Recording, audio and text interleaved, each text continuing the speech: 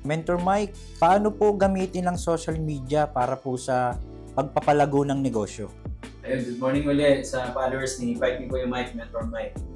Magandang tanong yan. Siguro top 3. Top 3 lang na reason why magandang gamitin social media. Number 1 muna is choose the right platform. Kasi hindi mo alam kung saan ba talaga yung tinatarget mo. Kagaya ng resort namin, ang target namin, middle class and below. So, ano ba yung dapat? Saan namin siya pupuntahan? At the time, wala pang TikTok. So, Facebook. Sa Facebook kami pumunta. So, mahalaga na yung platform. Kung ngayon naman, dapat may TikTok ka rin. So, kung ang hinahangat mo naman is siyempre, Class A or mga elite, normally nasa ibang platform yan. LinkedIn or anything na Twitter. Ang mahalaga lang, alam mo yung audience mo. Alam mo kagad yung platform na gano'n para mag-connect. Pangalawa, naniniwala ako sa authenticity. Number 2, kailangan authentic yung ginagawa mo. Kasi yung iba, di ba, alam natin yun, umay na tayo, kakasawa ng mga prank, o yung mga setup, or yung mga siguro joke, entertainment, pero syempre minsan, na-entertain ka lang pero hindi ko rin gustong bumili. Lalo na yung very stressful yung buhay, laging sabi, may mental health yung problema ng mga Gen Z, Gen A. Pag gusto mo mag-rest, hinahanap yung tahimik na lugar. So, kagaya nung case uli namin, Farmville, papakita namin na tahimik talaga dito.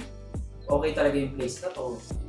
As in, no frills. Wala kaming i-claim na, hindi siya election, hindi siya dagdag bawas. Wala kayong i-claim na sobra-sobra, wala rin naman kaming, so nasa gitna lang. So, number 2 is authenticity. And number 3 is understand your audience. Mahalaga na kilala mo kung sino talaga yung nag-click, sino yung bumibili, at sino naman yung nagsusupport lang talaga, or wala lang. Iba lang naman, wala lang. So, again, yung top 3 is know your platform. Number 2 is authenticity. And number 3 is sa audience mo. Kailangan kilala mo yung audience. Yun lang. Hindi ako social media expert. Maraming mas magagaling dyan. As a matter of fact, pinapanood ko sila.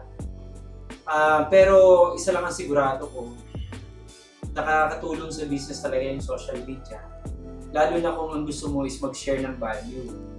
Sabi nga ni Zig Ziglar, find a way to help some other people to meet their dreams, and basically, you're helping yourselves in the long run. So yun lang. Mararamdaman naman sa social media na ay gusto lang pala tumulong nito. So, umiikot lang yung mundo. Sabi nga ako, nung binabato mo sa mundong ito, ay yun ang bumabalik. Kung hindi naniniwala sa akin, subukan mo na kay smile ka maghapon. Babalik sa'yo. Pero subukan mo na kasi mangot ka, tapos hamunin mo lahat ng kasalubong mo. O ano, papalag ka? Ganunin mo lahat. Ewan ko kung maging masaya ka. Ganun din sa social media. May mga tao na ang i-release nila lahat, puro problema. Sino ba naman tao walang problema? Pwede yung, since 2009, pwede yung bulat-latin yung aking Facebook o kung ano man. Natumba nga ako nung butas kong ganito ko nung nagbabike ako. Pwede yung balikan yun, magpapasko yun. Nag-message siguro sa akin ng 1,000. Sabi niya, bakit ang saya mo pa rin? At least ito lang, tsaka kausap niyo pa ako. Pwede nga nabagok ako, hindi na ako tinigilan ng motor. Pwedeng patayin na ako So always look for the sunny side of everything. Train your mind to see the good in every situation. So, ganun din yun. So, mahalaga, yung SOCMED para rin person. So, hindi siya, though marami dyan, hindi pa rin naman parehong-pareho. Pero please, piliin mo kung ano yung gusto mong i-share sa mundo.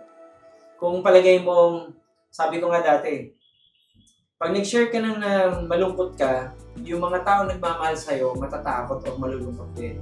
Pero yung mga galit sa'yo, malamang matuwa pa sa'yo. Buti nga, di ba? So, share mo na lang masaya. Para yung mahal na mahal ka, matutuwa rin sila maging masaya. Ginawa mo na inggit sa'yo, edi baka lalo silang mainggit sa'yo. Yun lang.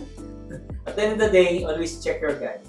Pag may God ka sa heart mo, you will always have the wisdom to know the difference sa mga ginagawa.